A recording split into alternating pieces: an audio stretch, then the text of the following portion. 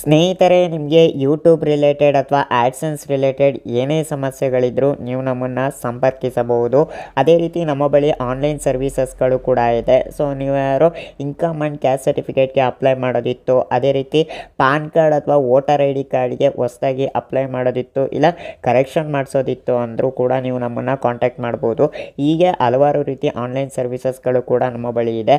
So ನಮ್ಮ ಒಂದು contact number ಸ್ಕ್ರೀನಲ್ಲಿ ಕೂಡ ಹಾಕಿರ್ತೀನಿ, ನೀವು ನೋಡ್ಕೊಬೋದು. ಅದೇ ರೀತಿ ಕಾಲ್ ಮಾಡುವ ಮೊದಲು ನಮಗೆ ವಾಟ್ಸಪ್ನಲ್ಲಿ ಮೆಸೇಜ್ ಮಾಡಿ ಆಮೇಲೆ ಕಾಲ್ ಮಾಡಿ. ಹಲೋ ಫ್ರೆಂಡ್ಸ್, ನಮಸ್ಕಾರ. ನಾನಿವತ್ತು ನಿಮಗೆ ತಿಳಿಸ್ಕೊಡ್ತಾ ಇರೋದು, ನಿಮ್ಮ ಹತ್ರ ಏನಾದರೂ ಕಂಪ್ಯೂಟರ್ ಇದೆ ಅಂದರೆ ಇವತ್ತಿನ ವಿಡಿಯೋದಲ್ಲಿ ಒಂದು ಪ್ರಾಡಕ್ಟ್ನ ಪರಿಚಯ ಮಾಡಿಕೊಡ್ತಾ ಇದ್ದೀನಿ. ಯಾವ ಒಂದು ಪ್ರಾಡಕ್ಟ್ ಅಂದರೆ UPS. ಹೌದು ಫ್ರೆಂಡ್ಸ್, ಇವತ್ತಿನ ವಿಡಿಯೋದಲ್ಲಿ ಕಂಪ್ಯೂಟರ್ಗೆ ಸಂಬಂಧಪಟ್ಟ ಒಂದು UPSನ ಪರಿಚಯ ಮಾಡಿಕೊಡ್ತಾ ಇದ್ದೀನಿ. ಸೊ ಯಾವ ಒಂದು UPS, ಎಷ್ಟು ಪ್ರೈಸ್ ಆಗುತ್ತೆ, ಅದೇ ರೀತಿ ಒಂದು UPSನ ನಾವು ಏನಕ್ಕೆ ತೊಗೋಬೇಕು, ಸೊ ತಗೊಳ್ಳಿಲ್ಲ ಅಂದರೆ ಏನಾಗುತ್ತೆ, ಮತ್ತು ಈ ಒಂದು UPS ಎಲ್ಲೆಲ್ಲೆಲ್ಲ ಸಿಗುತ್ತೆ, ಸೊ ಇದ್ರ ಬಗ್ಗೆ ಎಲ್ಲ ಈ ಒಂದು ವಿಡಿಯೋದಲ್ಲಿ ಕಂಪ್ಲೀಟಾಗಿ ತಿಳಿಸ್ಕೊಡ್ತೀನಿ. ಈ ಒಂದು ವಿಡಿಯೋನ ಎಲ್ಲರೂ ಸ್ಕಿಪ್ ಮಾಡ್ದೇನೆ ಕೊನೆ ತನಕ ನೋಡಿ. ವಿಡಿಯೋ ಶುರು ಮಾಡೋಣ. ಅದಕ್ಕೂ ಮುಂಚೆ ನೀವಿನ್ನು ನನ್ನ ಯೂಟ್ಯೂಬ್ ಚಾನಲ್ನ ಸಬ್ಸ್ಕ್ರೈಬ್ ಆಗಿಲ್ಲ ಅಂದರೆ ಮೇಲ್ಗಡೆ ಕಾಣ್ತಿರೋ ಬ್ಲ್ಯಾಕ್ ಕಲರ್ ಸಬ್ಸ್ಕ್ರೈಬ್ ಬಟನ್ ಮೇಲೆ ಕ್ಲಿಕ್ ಮಾಡಿ, ಹಾಗೆ ಪಕ್ಕದಲ್ಲಿ ಬರೋ ನೋಟಿಫಿಕೇಶನ್ ಮೇಲೆ ಕ್ಲಿಕ್ ಮಾಡಿ ಆನ್ಲೈನ್ ಸೆಲೆಕ್ಟ್ ಮಾಡ್ಕೊಳ್ಳಿ. ನಾನು ಇದೇ ರೀತಿ ಯಾವುದೇ ಹೊಸ ವೀಡಿಯೋಸ್ಗಳನ್ನ ಅಪ್ಲೋಡ್ ಮಾಡಿದ್ರು ನಿಮಗೆ ಕೂಡಲೇ ನೋಟಿಫಿಕೇಶನ್ ಅನ್ನೋದು ಬರ್ತಾ ಇರುತ್ತೆ. ಸೊ ಮೊದಲನೇದಾಗಿ ವಿಡಿಯೋ ಶುರು ಮಾಡೋಣ. ಮೊದಲಿಗೆ ಈ ಒಂದು UPS ಕಂಪ್ಯೂಟರ್ಗೋಸ್ಕರ ಏನಕ್ಕೆ ತೊಗೋಬೇಕು ಅಂತ ತಿಳಿಸ್ಕೊಡ್ತೀನಿ. ಸೊ ಕಂಪ್ಯೂಟ್ರಿಗೋಸ್ಕರನೇ ನಾನು ಪರ್ಸ್ನಲಿ ಒಂದು UPSನ ರೆಕಮೆಂಡ್ ಮಾಡ್ತಾ ಇದ್ದೀನಿ. ಸೊ ಏನಕ್ಕೆ ಅಂದರೆ ಲ್ಯಾಪ್ಟಾಪ್ ನೀವೇನಾದ್ರು ತೊಗೊಂಡಿತ್ತು ಅಂದರೆ ಇನ್ಬಿಲ್ಟ್ ಬ್ಯಾಟ್ರಿ ಕೊಟ್ಟಿರ್ತಾರೆ. ಸೊ ಅದರಲ್ಲಿ ಒಂದು 2 to 3 hours ಅಂತೂ ಬ್ಯಾಟ್ರಿ ಬ್ಯಾಕಪ್ ಬಂದೇ ಬರುತ್ತೆ. ಸೊ ಆ ಒಂದು ಲ್ಯಾಪ್ಟಾಪ್ಗೆ ಯಾವುದೇ ರೀತಿ UPS ಅಗತ್ಯ ಇರಲ್ಲ. ಅದೇ ಕಂಪ್ಯೂಟರ್ಗಾದರೆ UPS ಅಗತ್ಯ ಇರುತ್ತೆ. ಯಾಕಂದರೆ ಸಡನ್ನಾಗಿ ಕರೆಂಟ್ ಹೋಯ್ತು ಅಂದಾಗ ಸೊ ಈ ಒಂದು UPS ತುಂಬಾ ನಿಮಗೆ ಹೆಲ್ಪ್ ಮಾಡುತ್ತೆ.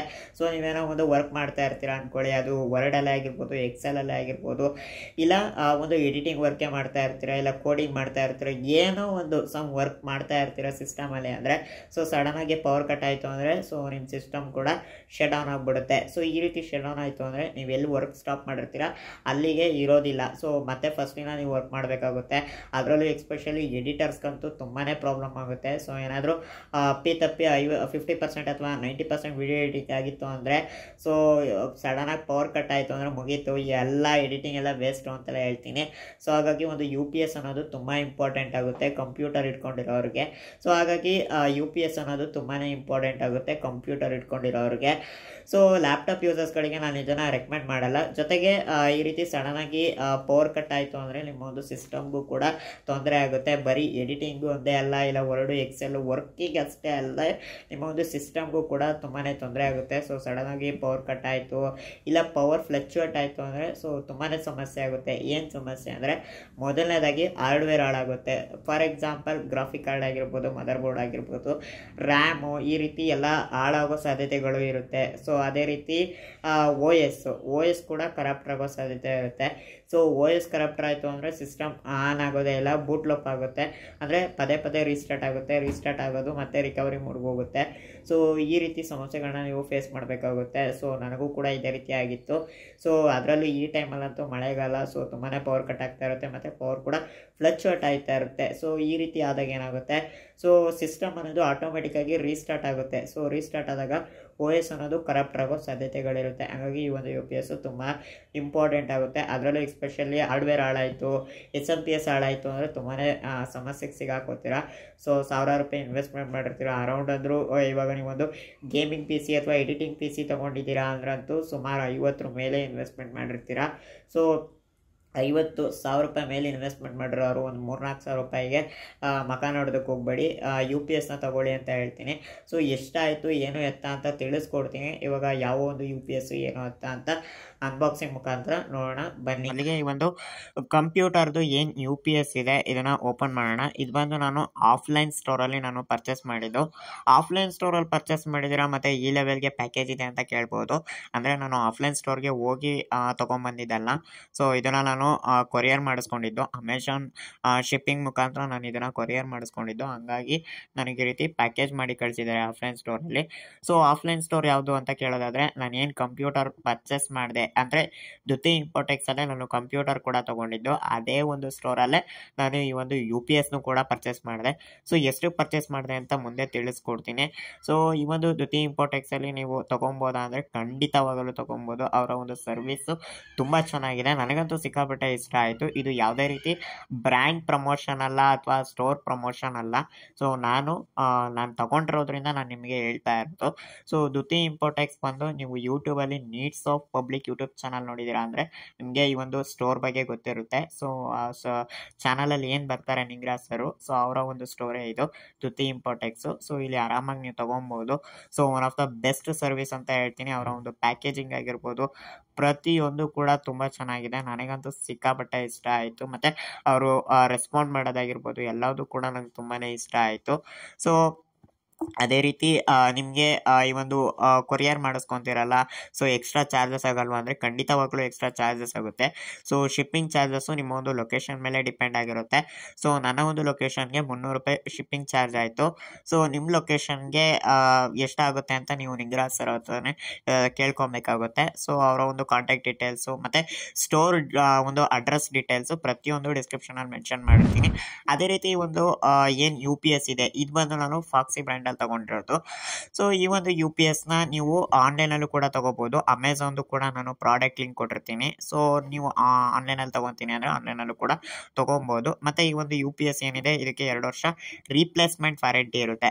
ಸೊ ಅದನ್ನು ಕೂಡ ನೀವು ನೋಡ್ಕೊಬೋದು. ಸೊ ಸ್ಟೋರಲ್ಲಿ ತಗೊಂತು ಅಂದರೆ ಸ್ಟೋರಲ್ಲೇ ರಿಪ್ಲೇಸ್ಮೆಂಟ್ ಮಾಡಿಸ್ಕೋಬೋದು. ಅದೇ ನೀವು ಆನ್ಲೈನಲ್ಲಿ ತೊಗೊತೀನಿ ಅಂದರೆ ಫಾಕ್ಸಿ ಬ್ರ್ಯಾಂಡ್ ನಿಮ್ಮ ಒಂದು ಊರಲ್ಲಿ ಏನಾದರೂ ಸರ್ವಿಸ್ ಸೆಂಟರ್ ಅವೈಲೇಬಲ್ ಇತ್ತು ಅಂದರೆ ಸೊ ಅಲ್ಲಿಂದ ನೀವು ಈ ಒಂದು UPSನ ಏನಾದ್ರು 2 ವರ್ಷದೊಳಗಡೆ ಅಂತಂದರೆ ಆಯಿತು ಅಂದರೆ ರಿಪ್ಲೇಸ್ಮೆಂಟ್ ಮಾಡಿಸ್ಕೊಬೋದು. ಸೊ ಈ ರೀತಿ ಆಪ್ಷನ್ಸು ಇರುತ್ತೆ ನಿಮಗೆ. ಇನ್ನು ಪ್ಯಾಕೇಜಿಂಗ್ ನೋಡ್ತಾ ಇದ್ರೆ ಯಾವ ಲೆವೆಲಿಗೆ ಪ್ಯಾಕೇಜಿಂಗ್ ಮಾಡಿ ಕಳಿಸಿದ್ದಾರೆ ಅಂತ. ಅದೇ ರೀತಿ ನೆಕ್ಸ್ಟ್ ಈ ಒಂದು UPS ಏನೇನಕ್ಕೆಲ್ಲ ಯೂಸ್ ಆಗುತ್ತೆ ಬ್ರೋ ಅಂತ ಕೇಳೋದಾದರೆ, ಸೊ ನಿಮ್ಮ ಒಂದು ಸಿಸ್ಟಮ್ ಅಂದರೆ ಕಂಪ್ಯೂಟರ್ಗೆ ನೀವು ಆರಾಮಾಗಿ ಒಂದು UPSನ ಯೂಸ್ ಮಾಡ್ಕೊಬೋದು. ಬಟ್ ತುಂಬ ಯೂಸ್ ಮಾಡೋದಕ್ಕಾಗಲ್ಲ. ಸೊ ಅರೌಂಡ್ ಒಂದು 5 ರಿಂದ 10 ನಿಮಿಷ ಬರೋದು ಹೆಚ್ಚು ಈ ಒಂದು UPS. ಸೊ ಹೆವಿ ಯೂಸ್ ಮಾಡ್ತೀನಿ ಅಂದರೆ ಸ್ವಲ್ಪ ಕಾಸ್ಟ್ಲಿ ತಗೊಳ್ಳಿ. ಒಂದು 5 ರಿಂದ 10 ಸಾವಿರ ರೂಪಾಯಿಂದು UPSಗಳು ಕೂಡ ಬರುತ್ತೆ. ಸೊ ಅದನ್ನು ತಗೊಂತು ಅಂದರೆ ನಿಮ್ಗೆ ಅರೌಂಡ್ ಒಂದು 10 ರಿಂದ 20 ನಿಮಿಷ ಬರುತ್ತೆ. ಸೊ ಈ ಒಂದು UPS ಏನಕ್ಕೆ ಯೂಸ್ ಆಗುತ್ತೆ ಅಂದರೆ ಒಂದು 5-10 ನಿಮಿಷ, ಲೈಕ್ ನೀವು ಯಾರು ವರ್ಡು ಎಕ್ಸೆಲ್ಲು ಈ ರೀತಿ ಯೂಸ್ ಮಾಡ್ತೀನಿ ಅನ್ನೋರು, ಸೊ ಅರ್ಜೆಂಟಿಗೆ ಕರೆಂಟ್ ಸಡನ್ನಾಗಿ ಹೋಯ್ತು ಅಂದಾಗ ನೀವು ಒಂದು ವರ್ಡ್ ಆಗಿರ್ಬೋದು, ಎಕ್ಸೆಲ್ ಆಗಿರ್ಬೋದು ಅದನ್ನೆಲ್ಲ ಒಂದು ಸೇವ್ ಮಾಡ್ಕೊಳ್ಳೋದಕ್ಕೆ, ಇಲ್ಲ ಡ್ರಾಫ್ಟಿಗೆ ಹಾಕ್ಕೊಳ್ಳೋದಕ್ಕೆ. ಅದೇ ರೀತಿ ನೀವು ಯಾರು ವಿಡಿಯೋ ಎಡಿಟಿಂಗ್ ಮಾಡ್ತಿತ್ತು ಅಂದರೆ, ಸೊ ಇವಾಗ ನೀವು ಅರ್ಧಂಬರ್ಧ ವಿಡಿಯೋ ಎಡಿಟಿಂಗ್ ಮಾಡಿರ್ತೀರಾ, ಒಂದು 50% ವಿಡಿಯೋ ಎಡಿಟಿಂಗ್ ಮಾಡ್ತೀರಾ, ಇಲ್ಲ 90% ವಿಡಿಯೋ ಎಡಿಟಿಂಗ್ ಮಾಡಿರ್ತೀರಾ. ಸೊ ಸಡನ್ನಾಗಿ ಕರೆಂಟ್ ಹೋಯ್ತು ಅಂದರೆ ಫುಲ್ ಕಂಪ್ಯೂಟರೇ ಆಫ್ ಆಗುತ್ತೆ ಅಲ್ವಾ. ಸೊ ಆ ಥರ ಆಫ್ ಆಯಿತು ಅಂದರೆ ಸುಮ್ಮನೆ ನೀವು ಎಡಿಟ್ ಮಾಡಿರೋದು ವೇಸ್ಟ್ ಆಗುತ್ತೆ. ಅದ್ರ ಬದಲು ಈ ರೀತಿ ಒಂದು UPS ಇತ್ತು ಅಂದರೆ ಸೊ ನೀವು ಒಂದು ಏನು ಎಡಿಟಿಂಗ್ ಮಾಡಿರ್ತೀರ ಅದನ್ನು ಡ್ರಾಫ್ಟಿಗೆ ಹಾಕೊಳ್ಳೋದು, ಇಲ್ಲ ಸೇವ್ ಮಾಡ್ಕೊಳ್ಳೋದು, ಈ ರೀತಿ ಮಾಡಿಕೊಂಡು ಸೊ ನೀವು ಆರಾಮಾಗಿ ಸಿಸ್ಟಮ್ನ ಶಟ್ ಡೌನ್ ಮಾಡಿ ಇಟ್ಕೋಬೋದು. ಸೊ ಮತ್ತು ಸಿಸ್ಟಮ್ಗೂ ಯಾವುದೇ ರೀತಿ ತೊಂದರೆ ಆಗಲ್ಲ. ಅದೇ ರೀತಿ ನೆಕ್ಸ್ಟ್ ಈ ಒಂದು UPS ಏನೇನಕ್ಕೆಲ್ಲ ಯೂಸ್ ಆಗುತ್ತೆ ಅಂತ ನಾನು ಆವಾಗಲೇ ಹೇಳಕ್ಕೆ ಬಂದೆ. ಬಟ್ ಅಷ್ಟೊತ್ತಿಗೆ ಬೇರೆ ವಿಚಾರಗಳು ಕೂಡ ತಿಳಿಸೋದಿತ್ತು, ಹಂಗಾಗಿ ನಾನು ನಿಮಗೆ ಅಪ್ಡೇಟ್ ಮಾಡ್ತಾ ಇದ್ದೆ. ಸೊ ಈ ಒಂದು UPS ಬಂದು ನಿಮಗೆ ವೈಫೈ ರೂಟರ್ಗೂ ಕೂಡ ಸಪೋರ್ಟ್ ಮಾಡುತ್ತೆ. ಜೊತೆಗೆ ನಿಮ್ಮ ಮನೆಯಲ್ಲಿ ಏನೋ CCTV ಇತ್ತು ಅಂದರೆ CCTVಗೂ ಕೂಡ ಯೂಸ್ ಮಾಡ್ಕೊಬೋದು. ಅದೇ ರೀತಿ ಕಂಪ್ಯೂಟರ್ಗೂ ಕೂಡ ನೀವು ಯೂಸ್ ಮಾಡ್ಕೊಬೋದು. ಸೊ ಇನ್ನು ನೆಕ್ಸ್ಟು ರೈಟ್ ಸೈಡ್ ಅಂದರೆ ರೈಟ್ ಸೈಡ್ನಲ್ಲಿ ನಿಮಗೆ ಇದರ ಒಂದು ಪವರ್ ಡೀಟೇಲ್ಸ್ ಕೊಟ್ಟಿದ್ದಾರೆ. ಸೊ ಅದೇ ರೀತಿ ಲೆಫ್ಟ್ ಸೈಡು ಇದರ ಒಂದು ಬಿಲ್ಲಿಂಗು ಅದು ಇದು ಎಲ್ಲ ಡೀಟೇಲ್ಸ್ನ ಕೊಟ್ಟಿದ್ದಾರೆ. ಇನ್ನು ಲೆಫ್ಟ್ ರೈಟಲ್ಲಿ ನಿಮಗೆ ಫಾಕ್ಸಿ ಬ್ರ್ಯಾಂಡಿಂದ ಏನು UPS ಇದೆ ಅದರದ್ದು ಒಂದು ಪಿಕ್ಚರ್ ಕೊಟ್ಟಿದ್ದಾರೆ. ಜೊತೆಗೆ ಅದರ ಒಂದು ಸ್ಪೆಸಿಫಿಕೇಶನ್ಸ್ಗಳನ್ನ ಕೊಟ್ಟಿದ್ದಾರೆ. ಇನ್ನು ಬಾಕ್ಸ್ ಓಪನ್ ಮಾಡ್ತು ಅಂದರೆ ನಿಮಗೆ ಈ ರೀತಿ ನೋಡೋದಕ್ಕೆ ಕಾಣುತ್ತೆ. ಸೊ UPS ತುಂಬ ಸೆಕ್ಯೂರ್ ಆಗಿ ಪ್ಯಾಕ್ ಮಾಡಿ ಕಳಿಸಿದ್ದಾರೆ. ನನಗೆ ಸಿಕ್ಕಾಪಟ್ಟೆ ಇಷ್ಟ ಆಯಿತು. ಸೊ ಆಫ್ಲೈನ್ ಸ್ಟೋರಲ್ಲಿ ತಗೊಂಡಿದ್ದು ಕೂಡ ನಾನು ಇದೇ ಉದ್ದೇಶಕ್ಕೆ. ಸೊ ಕಂಪ್ಯೂಟರು ಕೂಡ ನಾನು ಅವ್ರ ಹತ್ರನೇ ತಗೊಂಡಿರೋದ್ರಿಂದ UPS ಅವ್ರ ಹತ್ರನೇ ತಗೊಂತು ಅಂದರೆ ವರ್ತ್ ಇರುತ್ತೆ. ಸೊ ಅವ್ರಿಗೆ ಅದ್ರ ಬಗ್ಗೆ ಗೊತ್ತಿರುತ್ತೆ, ನಾವೇನು ಸಿಸ್ಟಮ್ ತಗೊಂಡಿದ್ದೀವಿ, ನಾವೇನು ಕಂಪಾರ್ಟ್ಮೆಂಟ್ಸ್ಗಳನ್ನ ಹಾಕ್ಸಿದ್ದೀವಿ, ಲೈಕ್ ಏನೇನು ಆಕ್ಸೆಸರೀಸ್ಗಳನ್ನ ಅದಕ್ಕೆ ಹಾಕ್ಸಿದ್ದೀವಿ, ಮದರ್ ಬೋರ್ಡು, CPU, SMS ಪ್ರತಿಯೊಂದು ನಾವು ಏನೇನು ಹಾಕ್ಸಿದ್ದೀವಿ ಅದೆಲ್ಲ ಅವರಿಗೆ ಗೊತ್ತಿರುತ್ತೆ. ಸೊ ಗೊತ್ತಿದ್ದಾಗ ನಾವು ಒಂದು ಕಂಪ್ಯೂಟರ್ಗೆ ಯಾವುದು ಸೂಟೇಬಲ್ ಇದೆ UPS ಅನ್ನೋದು ಕೂಡ ಅವ್ರಿಗೆ ಗೊತ್ತಾಗುತ್ತೆ. ಹಾಗಾಗಿ ನಾನು ಅವ್ರ ಹತ್ರನೇ ತೊಗೊಂಡಿದ್ದು. ಸೊ ಅವ್ರು ನನಗೆ ಇದನ್ನೇ ಸಜೆಸ್ಟ್ ಮಾಡಿದ್ರು, ಇದನ್ನೇ ತೊಗೊಳ್ಳಿ ಸಾಕು, ನೀವು ಒಂದು ವಿಡಿಯೋ ಎಡಿಟಿಂಗಿಗೋಸ್ಕರ ತೊಗೊಂಡಿದ್ದೀರಾ ಅಲ್ವಾ ಕಂಪ್ಯೂಟರ್ನ, ಅದನ್ನು ಡ್ರಾಫ್ಟಿಗೆ ಹಾಕಿಟ್ಕೊಳ್ಳೋಕ್ಕೆ one of the best UPS ಅಂತ ಹೇಳ್ತೀನಿ, ಇದನ್ನೇ ತೊಗೊಳ್ಳಿ ಅಂತ ಹೇಳಿದ್ರು. ಸೊ ಸೊ ನನಗೂ ಕೂಡ ಇದೇ ವರ್ತ್ ಅನ್ನಿಸ್ತು, ಹಾಗಾಗಿ ಇದನ್ನು ತಗೊಂಡೆ. ಸೊ ಪ್ಯಾಕೇಜಿಂಗ್ ಬಗ್ಗೆ ನೋಡೋದಾದರೆ ನೋಡ್ತಾ ಇದ್ದೀರಾ. ಅದೇ ರೀತಿ ನಿಮಗೊಂದು ವಾರಂಟಿ ಕಾರ್ಡ್ ಕೂಡ ಕಳಿಸ್ಕೊಟ್ಟಿರ್ತಾರೆ. ಅದರಲ್ಲಿ ಅವ್ರದ್ದು ಒಂದು ಸ್ಟೋರ್ದು ಸೀಲು ಸಿಗ್ನೇಚರ್ ಕೂಡ ಇರುತ್ತೆ. ಸಿಗ್ನೇಚರ್ ಇರೋಲ್ಲ, ಸೀಲಾಗಿ ಕಳಿಸಿರ್ತಾರೆ. ಬಿಲ್ಲೆಲ್ಲ ಮೆನ್ಷನ್ ಮಾಡಿ ಸೀಲ್ ಹಾಕಿ ಕಳಿಸಿರ್ತಾರೆ ಆ ಒಂದು ವಾರಂಟಿ ಕಾರ್ಡ್ಗೆ. ಇನ್ನು UPS ನೋಡೋದಾದರೆ ತುಂಬ ಈ ರೀತಿ ನೋಡೋದಕ್ಕೆ ಕಾಣುತ್ತೆ. So plastic material, so quality ಪ್ಲಾಸ್ಟಿಕ್ಕಿಂದು, ಬಟ್ ಹೆವಿ ವೆಯ್ಟ್ ಇದೆ. ಸೊ ಸಿಕ್ಕಾಪಟ್ಟೆ ವೆಯ್ಟ್ ಇದೆ ಅಂತ ಹೇಳ್ಬೋದು. ಸೊ ಅದೇ ರೀತಿ ನಿಮಗೆ ಸೈಡಲ್ಲಿ ನಿಮಗೆ ಒಂದು ಪವರ್ ಡೀಟೇಲ್ಸ್ ಕೊಟ್ಟಿದ್ದಾರೆ, ಅದನ್ನು ಕೂಡ ನೋಡ್ತಾ ಇದ್ದೀರಾ. ಅದೇ ರೀತಿ ನೆಕ್ಸ್ಟು ಟಾಪಲ್ಲಿ ಏನೂ ಇಲ್ಲ. ಸೊ ಅಂದರೆ ಟಾಪಲ್ಲೂ ಕೂಡ ಸ್ವಲ್ಪ ಮಟ್ಟಿಗೆ ಪವರ್ ಡೀಟೇಲ್ಸ್ನ ಮೆನ್ಷನ್ ಮಾಡಿದ್ದಾರೆ. ಏನಾದ್ರು ಬಿಟ್ಟರೆ ಲೆಫ್ಟ್ ರೈಟ್ ಅಂದರೆ ಲೆಫ್ಟ್ ಸೈಡ್ ಅಥವಾ ರೈಟ್ ಸೈಡ್ ಒಂದು ಜಾಗದಲ್ಲಿ ಮಾತ್ರ ಫ್ರೀ ಬಿಟ್ಟಿದ್ದಾರೆ, ಅಂದರೆ ಖಾಲಿ ಇದೆ. ಇನ್ನು ಟಾಪಲ್ಲಿ ನೋಡೋದಾದರೆ ಅಂದರೆ ಫ್ರಂಟಲ್ಲಿ ನೋಡೋದಾದರೆ ನಿಮಗೊಂದು ಪವರ್ ಬಟನ್ ಕೊಟ್ಟಿದ್ದಾರೆ, ಮತ್ತು ಫಾಕ್ಸಿ ಬ್ರ್ಯಾಂಡ್ ಒಂದು ನೇಮ್ನ ಮೆನ್ಷನ್ ಮಾಡಿದ್ದಾರೆ. ಇನ್ನು ನೆಕ್ಸ್ಟು ಬ್ಯಾಕ್ ಸೈಡ್ ನೋಡೋದಾದರೆ ನಿಮಗೆ ಈ ರೀತಿ ನೋಡೋದಕ್ಕೆ ಕಾಣುತ್ತೆ. ಸೊ 3 ಪವರ್ ಪ್ಲಗ್ ಪಾಯಿಂಟ್ ಕೊಟ್ಟಿದ್ದಾರೆ. ಸೊ ಅಂದರೆ ನೀವೊಂದು ಮಾನಿಟರ್ನ ಕನೆಕ್ಟ್ ಮಾಡೋದಕ್ಕೆ, ಜೊತೆಗೆ ನೀವೊಂದು ವೈಫೈ ರೂಟರ್ನು ಕೂಡ ಕನೆಕ್ಟ್ ಮಾಡ್ಕೊಬೋದು, ಜೊತೆಗೆ CPU ಕೂಡ ಕನೆಕ್ಟ್ ಮಾಡ್ಕೊಬೋದು. ನಾನು ಪರ್ಸ್ನಲಿ ವೈಫೈ ರೂಟರ್ನ ಕನೆಕ್ಟ್ ಮಾಡ್ಕೊಳ್ಳಿ ಅಂತ ಹೇಳಲ್ಲ, ಯಾಕಂದರೆ UPS ನೀವು ವೈಫೈ ಕನೆಕ್ಟ್ ಮಾಡಿ ಇಟ್ಕೊಂತು ಅಂದರೆ UPS ಎನಿ ಟೈಮ್ ಆನಲ್ಲಿ ಇರಬೇಕು. ಅದೇ ನೀವು ಕಂಪ್ಯೂಟರ್ನ ಕನೆಕ್ಟ್ ಮಾಡಿ ಇಟ್ಕೊಂತು ಅಂದರೆ ನಿಮಗೆ ಯಾವಾಗ ಬೇಕು ಆವಾಗ UPSನ ಆನ್ ಮಾಡ್ಕೋಬೋದು, ಮತ್ತು ಬೇಡದೇ ಇದ್ದಾಗ ನೀವು ಆಫ್ ಮಾಡ್ಕೊಬೋದು. ಸೊ ಇನ್ನು ಈ ಒಂದು UPS ಎಷ್ಟು ಅವರ್ ಚಾರ್ಜ್ ಮಾಡಬೇಕು ಅಂತ ಕೇಳೋದಾದರೆ, ಇದು ನೀವು ಏನು ನಿಮ್ಮ ಒಂದು TVಗಾಗಿರ್ಬೋದು ಅಥವಾ ರೆಫ್ರಿಜಿರೇಟರ್ಗಾಗಿರ್ಬೋದು, ಅಂದರೆ ಫ್ರಿಜ್ಜಿಗೆ ಏನು ಸ್ಟೆಬಿಲೈಸರ್ ಯೂಸ್ ಮಾಡ್ತೀರಾ ಅದೇ ರೀತಿ ಈ ಒಂದು UPS ಕೂಡ ವರ್ಕ್ ಆಗುತ್ತೆ. ಸೊ ನೀವು ಕಂಪ್ಯೂಟರ್ ಯೂಸ್ ಮಾಡೋ ಟೈಮಲ್ಲಿ ಈ ಒಂದು UPSನ ಚಾರ್ಜಿಗೆ ಹಾಕಿ, ಅದೇ ರೀತಿ ಕಂಪ್ಯೂಟರ್ ಏನು ಶಟ್ ಡೌನ್ ಮಾಡಿರ್ತೀರೋ ಆ ಟೈಮಲ್ಲಿ ಈ ಒಂದು UPS ಚಾರ್ಜ್ ಮಾಡ್ತಾ ಇರೋದನ್ನು ಆಫ್ ಮಾಡ್ಕೊಳ್ಳಿ ಅಷ್ಟೇ. ಅದೇ ರೀತಿ ಕಂಪ್ಯೂಟರ್ ಆಫ್ ಮಾಡ್ತಿದ್ದಂಗೆ ಸೊ ಅಲ್ಲೇನು ಪವರ್ ಬಟನ್ ಕೊಟ್ಟಿದ್ದಾರೆ ಫ್ರಂಟಲ್ಲಿ, ಸೊ ಆ ಒಂದು ಪವರ್ ಬಟನ್ನ ಆಫ್ ಮಾಡ್ಕೊಳ್ಳಿ. ಗ್ರೇ ಕಲರ್ ಪವರ್ ಬಟನ್ ಇತ್ತಲ್ಲ, ಆ ಒಂದು ಪವರ್ ಬಟನ್ನ ಆಫ್ ಮಾಡ್ಕೊಳ್ಳಿ. ಸೊ ಆವಾಗ ನಿಮ್ಮ ಒಂದು ಕಂಪ್ಯೂಟರ್ ಕೂಡ ಕಂಪ್ಲೀಟ್ಲಿ ಆಫ್ ಆಗುತ್ತೆ. ಸೊ ನೋಡ್ತಾ ಇದ್ರೆ ಇದೇ ಒಂದು ಪವರ್ ಬಟನ್ನು. ಸೊ ಅದೇ ರೀತಿ ನಿಮಗೊಂದು LED ಲೈಟ್ ಕೂಡ ಕೊಟ್ಟಿದ್ದಾರೆ. ಸೊ ಆ ಒಂದು ಲೈಟ್ ಆನ್ ಆಗಿತ್ತು ಅಂದರೆ UPS ಆನ್ ಆಗಿದೆ ಅಂತ, ಜೊತೆಗೆ ಒಂದು ಬೀಪ್ ಸೌಂಡ್ ಕೂಡ ಬರುತ್ತೆ. ಸೊ ಅದೇ ರೀತಿ ಪವರ್ ಫ್ಲಕ್ಚುಯೇಟ್ ಆಗಬೇಕಾದ್ರೆ ನಿಮಗೆ ಸೇಮ್ ಸ್ಟೆಬಿಲೈಸರ್ ಯಾವ ರೀತಿ ವರ್ಕ್ ಆಗುತ್ತೋ ಅದೇ ರೀತಿ ಇದು ಕೂಡ ವರ್ಕ್ ಆಗ್ತಾ ಇರುತ್ತೆ. ಸೊ ನಮಗೆ ಗೊತ್ತಾಗುತ್ತೆ ಪವರ್ ಹೆಚ್ಚು ಕಮ್ಮಿ ಸಪ್ಲೈ ಮಾಡ್ತಾ ಇದೆ ಅಂತ. ಸೊ ಆವಾಗ ಆ ರೀತಿ ಪವರ್ ಹೆಚ್ಚು ಕಮ್ಮಿ ಬಂದಾಗ ಈ ಒಂದು UPS ನಿಮ್ಮ ಒಂದು ಕಂಪ್ಯೂಟರ್ನ ಪ್ರೊಟೆಕ್ಟ್ ಮಾಡುತ್ತೆ.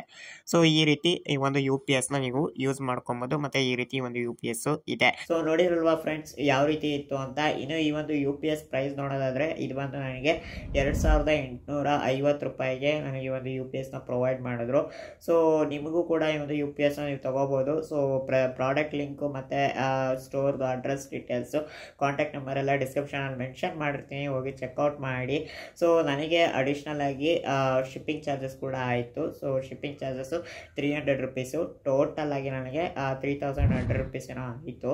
ಸೊ ನಿಮಗೆ ಡಿಪೆಂಡ್ ಆಗಿರುತ್ತೆ ಶಿಪ್ಪಿಂಗ್ ಚಾರ್ಜಸ್ಸು, ಒಬ್ಬೊಬ್ರಿಗೆ ಒಂದೊಂದು ಥರ ಇರುತ್ತೆ. ನನಗೆ ಅಮೆಝಾನ್ ಶಿಪ್ಪಿಂಗ್ ಮುಖಾಂತರ ಕಳಿಸ್ಕೊಟ್ಟಿದ್ರು. ಸೊ ನಿಮಗೆ ನೀವು ಯಾವುದು ಮುಖಾಂತರ ಕೇಳ್ತೀರೋ ಅದ್ರ ಮುಖಾಂತರ ಕಳಿಸ್ಕೊಡ್ತಾರೆ. ಸೊ ಒಂದ್ಸಲ ಕಾಂಟ್ಯಾಕ್ಟ್ ಮಾಡಿ ಕೇಳಿ ಸ್ಟೋರ್ ಅವ್ರನ್ನ. ಅದೇ ನೀವು ಯಾರು ಅಮೆಝಾನಲ್ಲಿ ಪರ್ಚೇಸ್ ಮಾಡ್ತೀನಿ ಅಂದರೆ ಅದರದ್ದು ಪ್ರಾಡಕ್ಟ್ ಲಿಂಕ್ ಕೊಟ್ಟಿರ್ತೀನಿ. ಸೊ ಅದ್ರ ಮುಖಾಂತರ ಕೂಡ ಪರ್ಚೇಸ್ ಮಾಡ್ಬೋದು. ಸೊ ಆನ್ಲೈನಲ್ಲಿ ಪರ್ಚೇಸ್ ಮಾಡ್ತೀನಿ ಅಂದರೆ ಒಂದು 100-200 ರೂಪಾಯಿ ಉಳಿಸ್ಕೋಬೋದು. ಅದೇ ಸ್ಟೋರಲ್ಲಿ ಪರ್ಚೇಸ್ ಮಾಡ್ತೀನಿ ಅಂದರೆ ಸ್ವಲ್ಪ ಜಾಸ್ತಿ ಆಗುತ್ತೆ. ಸೊ ನೋಡಿಕೊಂಡು ಪರ್ಚೇಸ್ ಮಾಡಿ. ಅದೇ ರೀತಿ ಈ ಒಂದು ಪ್ರೈಸ್ ರೇಂಜ್ಗೆ ವರ್ತ್ ಇದೆಯಾ ಅಂತ ಕೇಳೋದಾದರೆ ಖಂಡಿತವಾಗ್ಲೂ ವರ್ತ್ ಇದೆ. ಸೊ ನನಗಂತೂ 5-6 ನಿಮಿಷ ಬ್ಯಾಟ್ರಿ ಬ್ಯಾಕಪ್ ಬಂದೇ ಬರುತ್ತೆ. ಸೊ ನಿಮಗೂ ಕೂಡ ಬರುತ್ತೆ. ನೀವ್ಯಾರು ಕಡಿಮೆ ಒಂದು ಬಜೆಟ್ ಒಂದು 20-30 ಸಾವಿರ ರೂಪಾಯಿಗೆ ಒಂದು ಬೇಸಿಕ್ ಒಂದು ಕಂಪ್ಯೂಟರ್ ತೊಗೊಂಡಿದ್ದೀರಾ ಅಂದರೆ ಆರಾಮಾಗಿ ಒಂದು 10-15 ನಿಮಿಷ ಬಂದೇ ಬರುತ್ತೆ. ಅದೇ ನೀವ್ಯಾರು ಗೇಮಿಂಗ್ PC ತೊಗೊಂಡಿದ್ದೀರಾ ಅಂದರೆ ಸೊ ಒಂದು 5-6 ನಿಮಿಷ ಬರೋದು ಹೆಚ್ಚು ಅಂತ ಹೇಳ್ತೀನಿ. ಸೊ ಸ್ಟೋರಲ್ಲೂ ಹೇಳಿದರು ಒಂದು 3-4 ನಿಮಿಷ ಬರೋದು ಹೆಚ್ಚು ನಿಮಗೆ ಅಂತ, ಬಟ್ ಆದರೂ ನನಗೆ 5-6 ನಿಮಿಷ ಬ್ಯಾಟ್ರಿ ಬ್ಯಾಕಪ್ ಬರ್ತಾ ಇದೆ. ಸೊ ನನಗೆ ಟೋಟಲಿ ವರ್ತ್ ಅನ್ನಿಸ್ತು. ಸೊ ನಿಮಗೂ ಕೂಡ ವರ್ತ್ ಇರುತ್ತೆ. ಸೊ ನೀವ್ಯಾದರೂ ಇನ್ನೂ ಹೆಚ್ಚಿಗೆ ಒಂದು ಬ್ಯಾಟ್ರಿ ಬ್ಯಾಕಪ್ ಇರೋದು ಬೇಕು ಅಂದರೆ ಒಂದು 5-10 ಸಾವಿರ ರೂಪಾಯಿದ್ದು ಇನ್ನೂ ಬೆಸ್ಟ್ ಕ್ವಾಲಿಟಿ UPS ಕೂಡ ಸಿಗುತ್ತೆ. ಸೊ ಅದರದ್ದು ಪ್ರಾಡಕ್ಟ್ ಲಿಂಕ್ನ ಡಿಸ್ಕ್ರಿಪ್ಷನಲ್ಲಿ ಮೆನ್ಷನ್ ಮಾಡಿರ್ತೀನಿ. ಅದೇ ರೀತಿ ಸ್ಟೋರಲ್ಲೂ ಕೂಡ ನೀವು ತೊಗೋಬೋದು. ಸ್ಟೋರಲ್ಲೂ ಕೂಡ ನಿಮಗೆ ಸಿಗುತ್ತಂತೆ. ಸೊ ನಾನು ಕೇಳ್ಪಟ್ಟೆ, ಬಟ್ ನನಗೆ ಇಷ್ಟೇ ಸಾಕು ಅಂತ ನಾನು ಇದನ್ನೇ ತರಿಸ್ಕೊಂಡೆ. ನೀವು ಬೇಕಾದರೆ ಇನ್ನೂ ಸ್ವಲ್ಪ ಕಾಸ್ಟ್ಲಿದ್ದು ತೊಗೋಬೋದು. ಸೊ ಅದಾದರೆ ಒಂದು 10-15 ನಿಮಿಷ ಇಲ್ಲ 20 ನಿಮಿಷ ತನಕ ಬರುತ್ತೆ. ಸಮ್ಟೈಮ್ಸ್ ನಿಮ್ಮ ಒಂದು ಸಿಸ್ಟಮ್ ಮೇಲೆ ಡಿಪೆಂಡ್ ಆಗಿರುತ್ತೆ. ಸೊ ಅರ್ಧ ಗಂಟೆ ಕೂಡ ಬರ್ಬೋದು. ನೀವು ಯಾವ ರೀತಿ ಯೂಸ್ ಮಾಡ್ತೀರಾ ಮತ್ತು ನಿಮ್ಮ ಸಿಸ್ಟಮ್ ಕಾನ್ಫಿಗರೇಷನ್ ಏನಿದೆ ಅದ್ರ ಮೇಲೆ ಡಿಪೆಂಡ್ ಆಗಿರುತ್ತೆ. ಸೊ ಇನ್ನು ಈ ಒಂದು ವಿಡಿಯೋ ಇಷ್ಟ ಆಗಿತ್ತು, ಅದೇ ರೀತಿ ಈ ಒಂದು ವಿಡಿಯೋ ಹೆಲ್ಪ್ಫುಲ್ ಆಯಿತು ಅಂದರೆ ಲೈಕ್ ಮಾಡಿ. ಹಾಗೆ ಈ ಒಂದು ವಿಡಿಯೋನ ನಿಮ್ಮ ಒಂದು ಫ್ರೆಂಡ್ಸ್ ಫ್ಯಾಮಿಲಿ ಮೆಂಬರ್ಸ್ಗಳ ಜೊತೆ ಸೋಷಿಯಲ್ ಮೀಡಿಯಾಗಳಲ್ಲಿ ಶೇರ್ ಮಾಡಿ. ಸೊ ಹಾಗೆ ನೀವಿನ್ನೂ ನನ್ನ ಯೂಟ್ಯೂಬ್ ಚಾನಲ್ನ ಸಬ್ಸ್ಕ್ರೈಬ್ ಆಗಿಲ್ಲ ಅಂದರೆ ಮೇಲ್ಗಡೆ ಕಾಣ್ತಿರೋ ಬ್ಲ್ಯಾಕ್ ಕಲರ್ ಸಬ್ಸ್ಕ್ರೈಬ್ ಬಟನ್ ಮೇಲೆ ಕ್ಲಿಕ್ ಮಾಡಿ. ಹಾಗೆ ಪಕ್ಕದಲ್ಲಿ ಬರೋ ನೋಟಿಫಿಕೇಶನ್ ಮೇಲೆ ಕ್ಲಿಕ್ ಮಾಡಿ, ಆಲ್ನ ಸೆಲೆಕ್ಟ್ ಮಾಡ್ಕೊಳ್ಳಿ. ನಾನು ಇದೇ ರೀತಿ ಯಾವುದೇ ಹೊಸ ವೀಡಿಯೋಸ್ಗಳನ್ನ ಅಪ್ಲೋಡ್ ಮಾಡಿದ್ರು ನಿಮಗೆ ಕೂಡಲೇ ನೋಟಿಫಿಕೇಶನ್ ಅನ್ನೋದು ಬರ್ತಾ ಇರುತ್ತೆ. ಸೊ ಹಾಗೆ ಈ ವಿಡಿಯೋ ಅನಿಸಿಕೆ ಅಭಿಪ್ರಾಯಗಳನ್ನು ಕೂಡ ಕಮೆಂಟ್ ಸೆಕ್ಷನಲ್ಲಿ ಕಮೆಂಟ್ ಮಾಡಿ ತಿಳಿಸಿ. ಸೊ ಹಾಗೆ ನೀವೇನು ನನ್ನ Telegram channel, WhatsApp channel, Instagram ಮತ್ತು ಫೇಸ್ಬುಕ್ ಪೇಜ್ನಲ್ಲಿ ನಾನು ಫಾಲೋ ಮಾಡ್ತಾ ಇಲ್ಲ ಅಂದರೆ ಈ ಕೂಡಲೇ ಫಾಲೋ ಮಾಡ್ಕೊಳ್ಳಿ. So thank you.